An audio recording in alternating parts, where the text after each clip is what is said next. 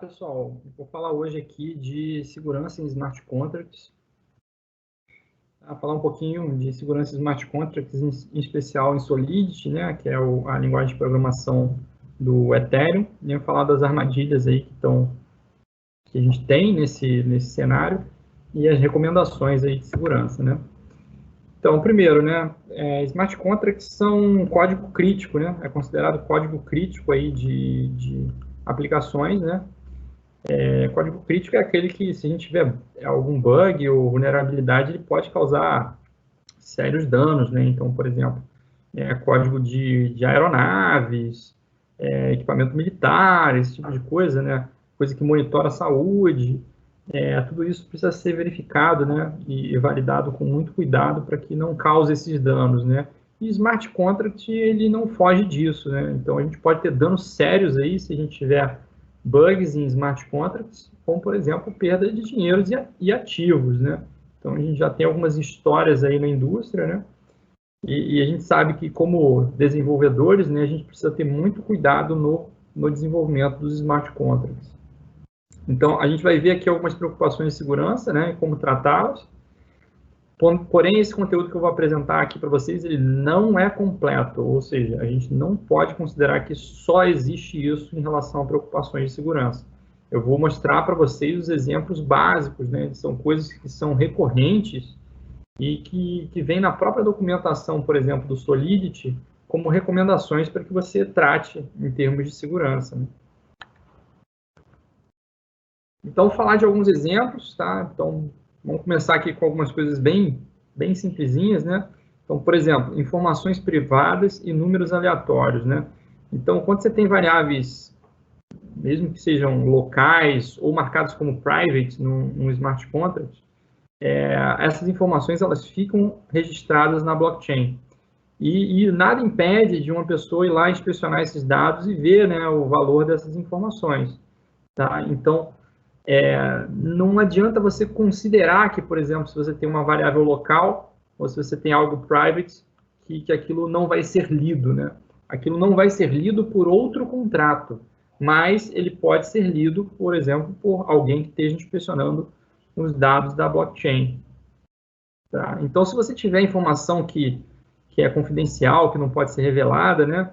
É melhor que você já passe isso criptografado, né, para o smart contract, ou pelo menos use um hash, né, antes de você passar para o smart contract. Porque senão você vai manter essa informação, ela vai estar num domínio público e qualquer um vai poder ler ela. Tá?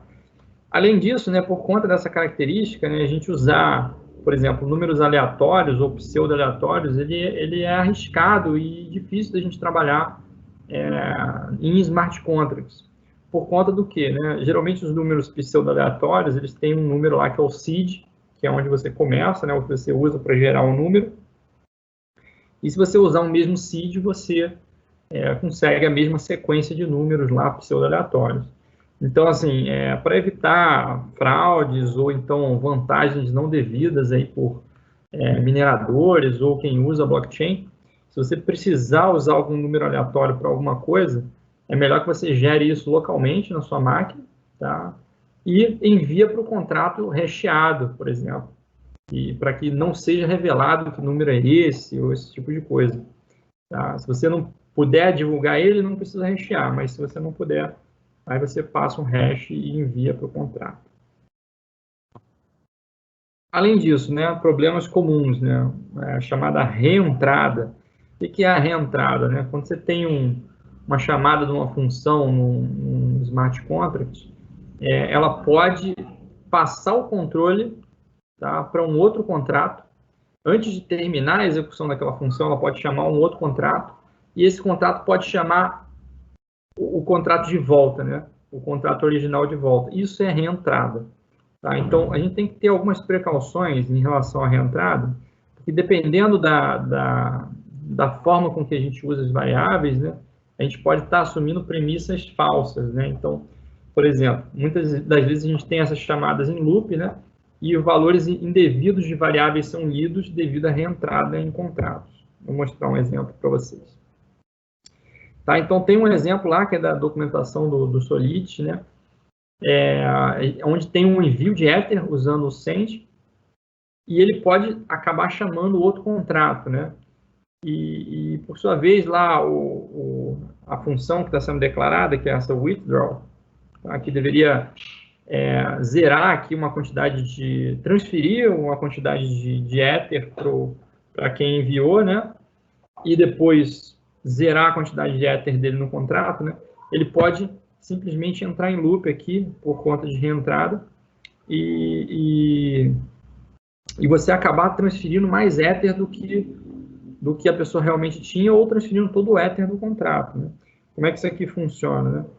Então, essa linha aqui, ó, if payable message sender .send shares MSG sender, o que é, né? O shares é a quantidade de Ether que cada pessoa tem no contrato, né? Então, ele está verificando se eu pego quem enviou essa transação com o MSG sender, faço um cache para payable e mando a quantidade de shares dele, né?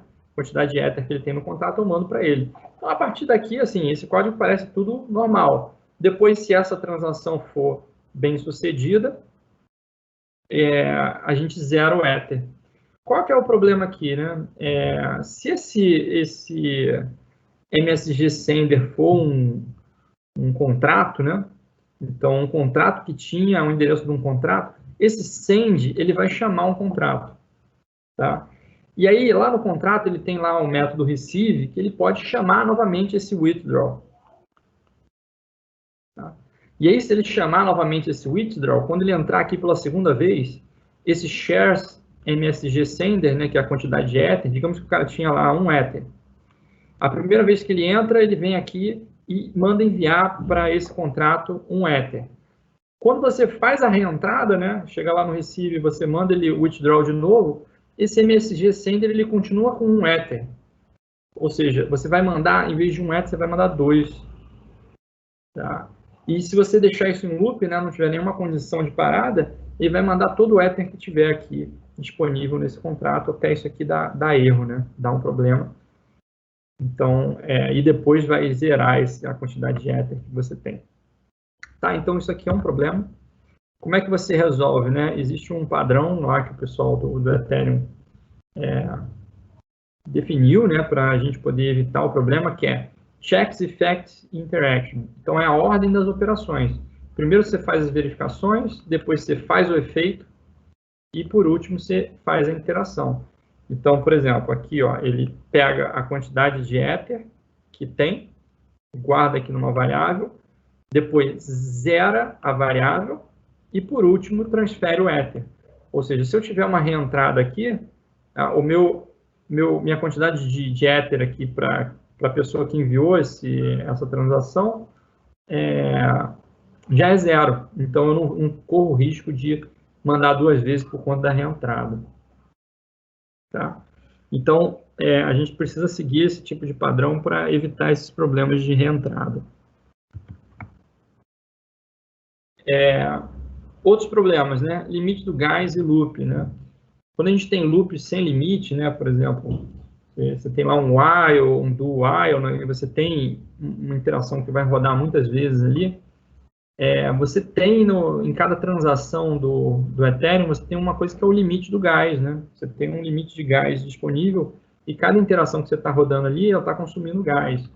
Então, você pode chegar numa situação que, se você tiver um loop muito grande, você simplesmente não ter gás para executar por conta do limite do gás da transação e a transação ela parar por conta disso. Tá?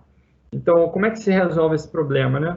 Você pode usar, se esse tipo de situação for para só ler dados que estão no blockchain, você pode usar funções do tipo view, né, colocar o modificador view, porque essas funções, quando você chama elas direto de uma API, por exemplo, Web3, não dentro de uma transação, você não consome gás. Tá? Então, o gás não é consumido e você precisa lembrar aqui de marcar a sua função como view. Mas mesmo ela marcada como view, se ela for chamada de dentro de uma transação, ela vai consumir gás. Então, se você quiser contornar esse tipo de situação, né, existe um padrão aí que se chama pagination, tá? E você pode mandar só um pedaço dos dados que você precisa e depois você mandar outro e fazer um pouquinho disso em cada transação para você evitar de dar um halt aí na sua transação, né? Para parar ela por conta que você tem muitos dados para serem enviados. Né? Então, deixei um link aqui para vocês darem uma olhada, quem quiser. Outros problemas clássicos, né? A profundidade da pilha de chamadas. A call stack, né? Cada vez que você chama uma função, você empilha lá as variáveis locais, né? E isso é a sua call stack. Tá? E o Solidity ele tem um limite que é 1024. Então, se você ultrapassar 1024 chamadas, né? Vai ser lançada uma exceção. Tá? E aí você a tua transação provavelmente vai falhar, né?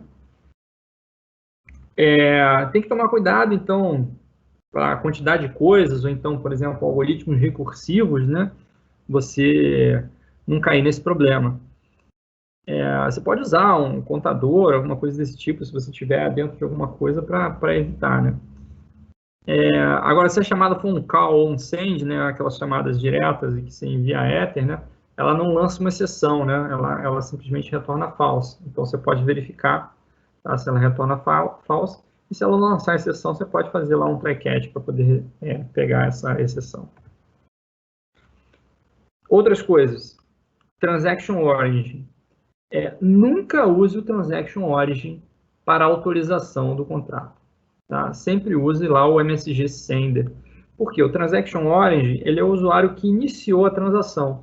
Então, se você inicia a transação, interage com um contrato e o contrato redireciona a sua transação para outro lugar, para outro contrato, por exemplo, um contrato ele pode fingir ser você. Ou seja, o Transaction Origin foi você interagiu com o contrato e esse contrato interagiu com outra pessoa, fazendo com outro contrato lá, fazendo um proxy. Se você verificar por Transaction Origin, alguém pode fingir ser você. Enquanto o Message Sender é sempre o cara que foi o último que mandou a transação, né? Então, cuidado, nunca use Transaction Origin para verificar a autorização, né? Sempre use o MSG Sender. Outras coisas, né? Aqui ficou um pouquinho desconfigurado, né? Deixa eu ajeitar aqui. Vou passar esse cara aqui um pouquinho para cima. Vou pegar minha caneta. Ó, complementa 2, né, que é a forma de representação interna aí de, por exemplo, números inteiros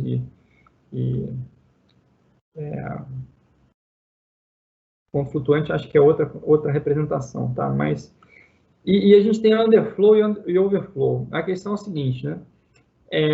Operações matemáticas, elas podem gerar overflow e underflow, como no exemplo abaixo, ó, por exemplo, 8 bits, né, o cara tinha 255, somou 1, vai dar 256 o resultado dessa conta, só que isso não cabe em 8 bits, tá? Com a representação aí de complementa 2.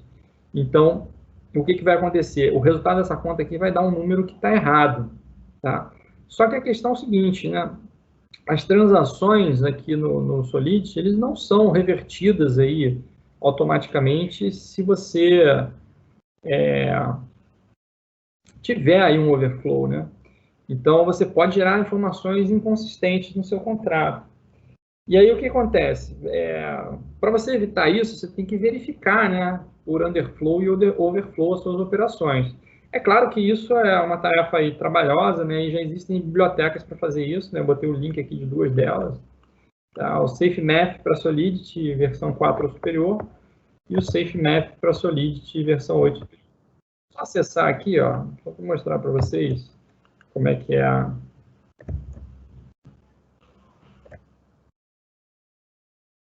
Então, ó, por exemplo, SafeMath, tá? E aí ele verifica do tipo, a multiplicação, né?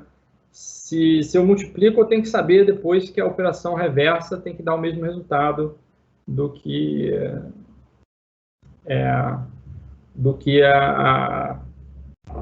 a multiplicação que você fez aqui, né? Então, se você fizesse aí uma prova real, uma verificação do que você está fazendo, né?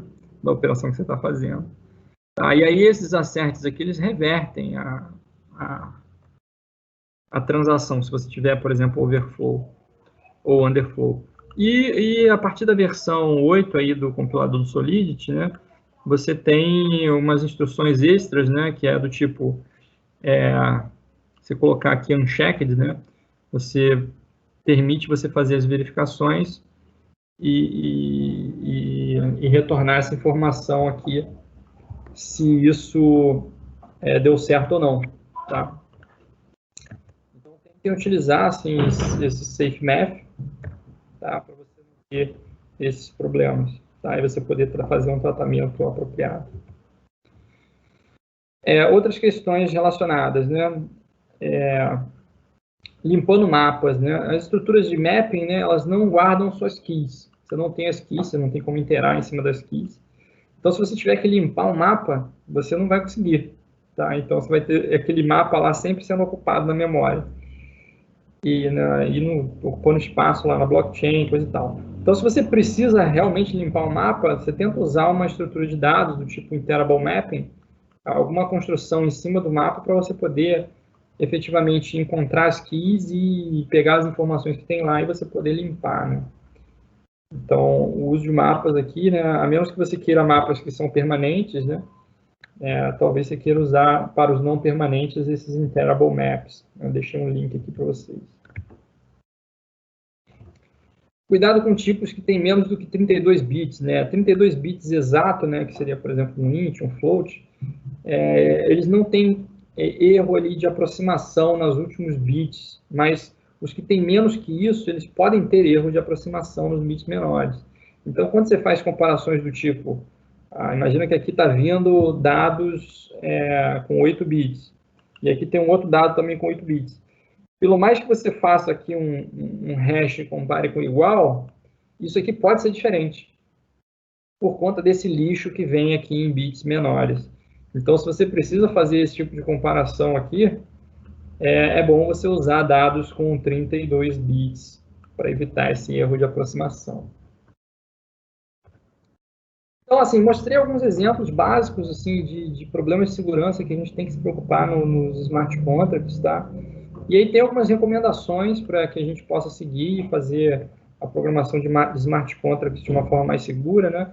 Considere os warnings de ferramentas e linter seriamente, tá? Então, assim, algumas ferramentas já fazem algumas verificações por nós. Então, se tem um warning lá, dá uma lidinha no warning com calma e tenta corrigir o que está nesse warning, tá? Porque pode ser um problema sério. Limite a quantidade de Ether que um contrato pode reter. Então, imagina, você tem um contrato lá que pode reter qualquer quantidade de Ether. Tá? Se esse contrato tiver algum bug e ele simplesmente for perdido, ou alguém conseguir entrar lá naquele contrato e drenar aquele Ether todo, o teu risco é relacionado à quantidade de Ether que você permitiu que ficasse naquele contrato. Então, se você permitir que pouco Ether fique no contrato, o dano que vai ser causado é um dano menor em caso de problema. Tá? Mantenha o código pequeno e modular, tá? Isso aqui é boa prática de programação, né? Se a gente tiver o código bem segmentado e fazendo as responsabilidades direitinho, né? Com pouco código em cada método, por exemplo, ou em cada smart contract, seguindo aí as boas práticas de design, você vai ter mais facilidade de testar, entender e garantir a qualidade desses smart contracts. Utilize o padrão lá, Checks, Effects, Interactions, que eu já mostrei qual que é, né? Para evitar aqueles problemas de reentrada. Restringe o acesso das funções com modificadores especializados. A gente já falou um pouquinho disso no início do curso aqui. Você ter quem é que pode acessar cada função. Tá? Utilize máquina de estados, que é você dizer quais são os estados que você pode efetivamente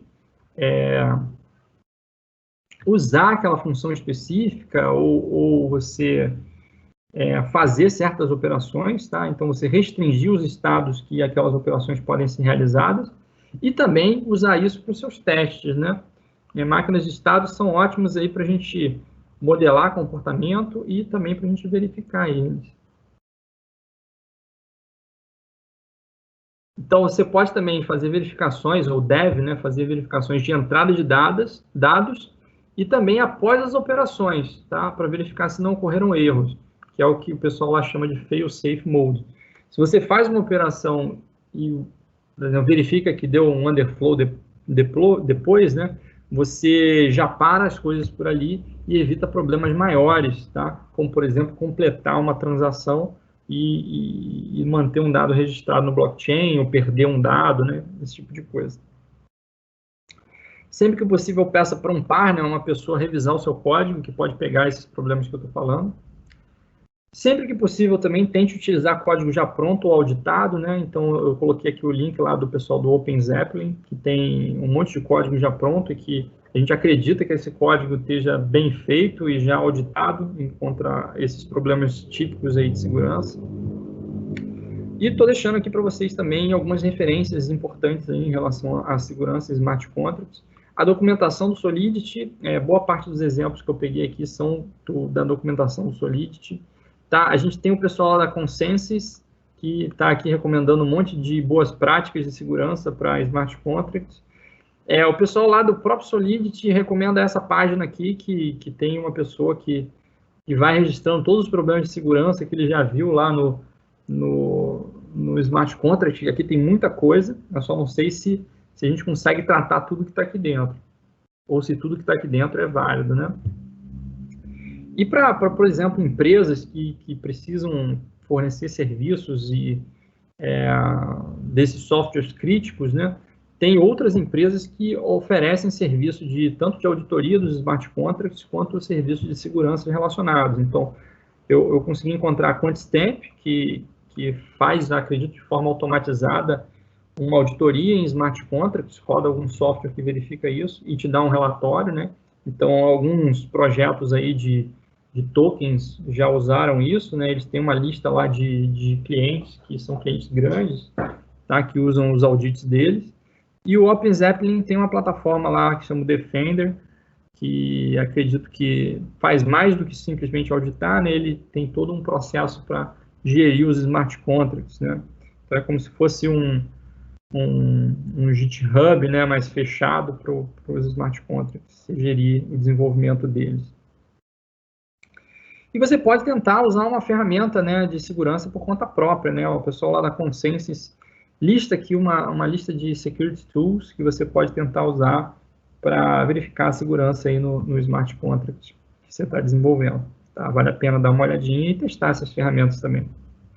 Tá, então, o que a gente conseguiu ver hoje, né? Um pouquinho sobre segurança de smart contracts. Novamente, essa aula não é completa, eu vou deixando alguns ponteiros para vocês poderem verificar mais problemas de segurança e tentar resolver eles por conta própria, né? E falei das principais, assim, ou das mais conhecidas armadilhas e as recomendações de segurança aí para smart contracts. Tá bom? É isso aí. Obrigado, um abraço aí.